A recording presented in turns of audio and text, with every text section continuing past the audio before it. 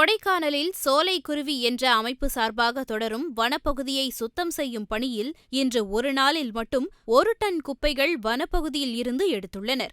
திண்டுக்கல் மாவட்டம் கொடைக்கானல் பிரபல சுற்றுலா தலமாகும். கொடைக்கானலை சுற்றி சுமார் 70% மேலாக வனப்பகுதியே இருந்து வருகிறது. இந்நிலையில் கொடைக்கானலை சுற்றி இருக்கக்கூடிய அனைத்து வனப்பகுதிகளிலும் குப்பைகள் சூழ்ந்திருப்பது குறிப்பிடத்தக்கது.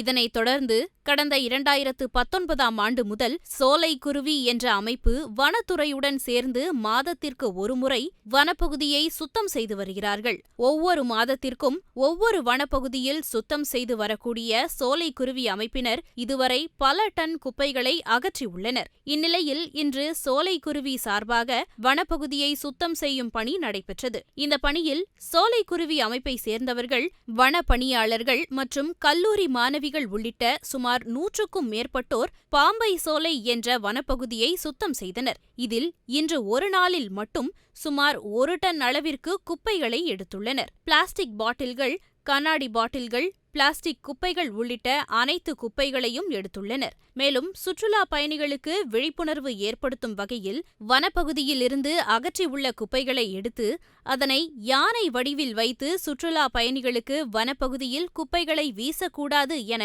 விழிப்புணர்வு ஏற்படுத்தியுள்ளனர். மேலும் தொடர்ந்து இவர்களின் வனப்பகுதியை சுத்தம் செய்யும் பணி தொடரும் என்று தெரிவிக்கப்பட்டிருக்கிறது.